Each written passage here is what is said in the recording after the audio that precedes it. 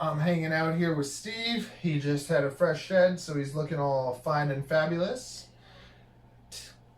Today I wanted to talk to you about benefits versus needs. Hi! Hi! Hi! Hi! Welcome to our channel. Hello. If you enjoy learning about reptiles and having a good laugh, what are you waiting for? Hit that subscribe button. Hit. Smash it. Nice. Smash it. Nice. Smash it right now. And don't forget to hit that notification bell. Hit. Mas. Mas. Smash it. Mas. Okay. Mas. I want us to discuss kind of what is best for our animals versus what they need. Because I think that lots of people get caught up on two sides of a battle.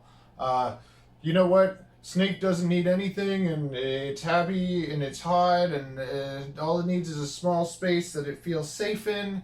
And then other people, you know what? They need enrichment. They need to have a whole pile of space so that they can go on journeys and explore and be able to live life the way they would in the wild. And there's validities to both sides of this. You have to consider that. I'm all flustered here with my thoughts, but so let's think about this. Us as humans, do we need to eat healthy food?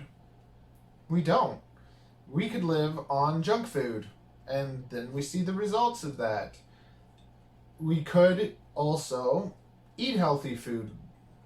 Let's say we want to be vegetarian. Maybe that's not even healthy. Who knows? Some people swear by it. All you need to do is eat vegetables. Other people are like carnivores, and they say all you need to do is eat meat. If it was up to my wife, all we'd be eating is ribs and burgers and steaks. These are a few of my favorite things. Delicious food that's maybe a little bit good for you, but if you just eat that, it's not good for you. And with our snakes, we have to really think to ourselves, do we want to just give them what they need? Or do we want to give them things if they benefit from it? Lately, UV is becoming something that is a popular discussion. Do all snakes need UV? Snakes have been kept for years now without any UV, and they've been fine. Maybe they don't need it, but does it mean they won't benefit from it? So, and then if they do benefit from it, why wouldn't we want to give it to them? And we as keepers, breeders, pet keepers, whatever it is category that we fall into, if we have an animal, don't we want to give it more than just what it needs? Don't we want to give it kind of the best thing we can give it? With breeders, it can be harder, we can be limited, and I'm included in this. I have almost all my snakes in racks, and I try to give the appropriate size rack for the appropriate size snake so that they have enough space to stretch out and go to the cold, go to the hot, not just be jammed in a corner. But then at the same time, when I look at, for instance, my ball pythons, they are always in their hide. They could stretch out, but they're always kind of hiding in their hide.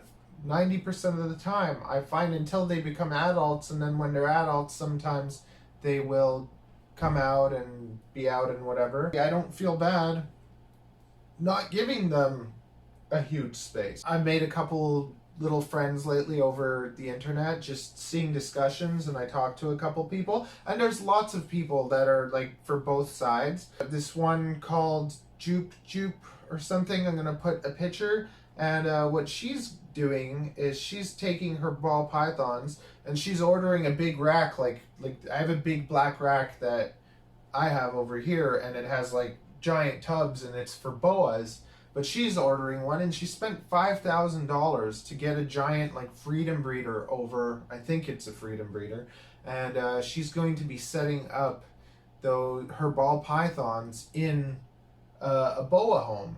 And to me, I think that's amazing. You know, not everyone can do that, not everyone can afford that, but if you can, good for you. And like, to me, big shout outs to her. And check out her stuff, and she says that she's been getting a lot of hatred from people where they're saying, oh, they don't need that, they can just be in like this. And I've seen it too with the groups where they have, oh, the snake needs this, and you shouldn't stick a branch in it because a ball python's not meant to climb up a branch, and if they do, they can fall off and break their spine, and all sorts of just nonsense. And that's what it is, and lots of the time all it is an excuse for not giving it that. I'm not giving my ball pythons tons of things to crawl on and a huge space or a space in my boa rack. But that doesn't mean that I don't think they would enjoy it or they wouldn't benefit for it or it wouldn't be better for them.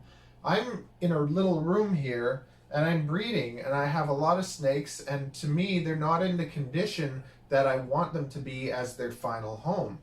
Most of my snakes are gone in a year. Like right now I have one snake from last year's breeding that's available, and the only reason it's not sold is because it's like a $700 snake. Or any snake that I have that's under $500 is just gone.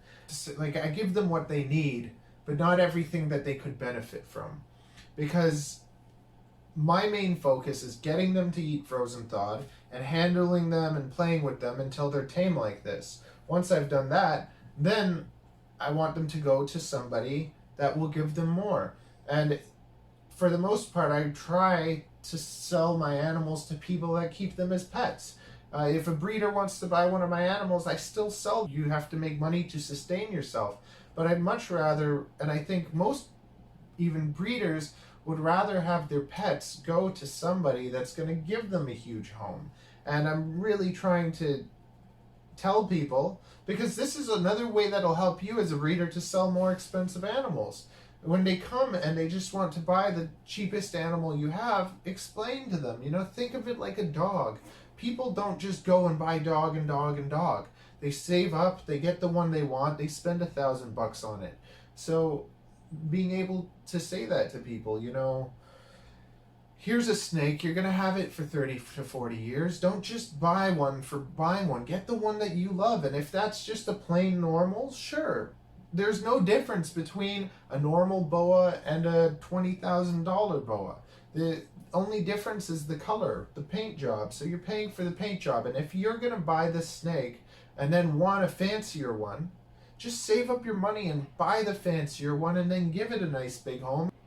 I'd like to find a way to add UV to some of my snakes, and for me like some people want it on all the time. For me, I just want it on a few hours a day, and to me, if they benefit from that, why not give it to them? And I do that mostly for my adults, because it's like the adults are the ones that I really like am taking care of for a long time. And also realistically, I don't know how I could fit little UV lights inside a small rack system. It doesn't really work. Giving my animals more, and not even just taking them out to give them UV, but I just like taking my snakes outside and seeing them explore. That's one of the things that I enjoy the most about keeping, just being able to go to the park and watch the way they move.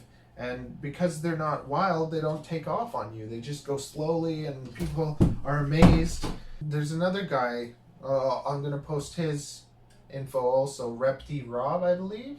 And he just has I think 3-5 pets, and each one of them is in like a crazy bioactive home, and I think that's amazing too. Once this corona stuff is over, I'm going to go over to his place and try and learn more about it, because it's just like every time that I've tried to do the bioactive thing, it's gone moldy. If you're going to do it, you have to do it properly, because if you try doing bioactive and you don't do it properly and things go moldy, then it's worse than if you didn't do it in the first place. Because I have like 100 animals, is everything's on newspaper. Everybody's got a water bowl, everybody's got newspaper, everybody that likes to hide has something to hide in, so it's very minimal and it's very sterile. So it's just like I can look into any cage and be like, yes, it's dirty, I can clean it and get that done. I personally don't like substrate, because every single keeper that I've gone to that has their snakes on substrate, I go in and it smells like a zoo. You come into my room, I have 100 snakes. It smells beautiful because it's always clean, because I'm just like constantly cleaning it. So my problem with substrate is lots of the time they pee and poo, you scoop out the poo, but there's a bit of pee that stays in there, And I just want it super clean. Yeah, that was wonderful, wasn't it? Now make sure you... Take, circle. Take, circle. Yeah, click the circle. Yeah, I did. And then watch this video or this one. No. Yeah? No. Yes. It's not that hard. Which one appeals to you more? Is it this one or is it this one?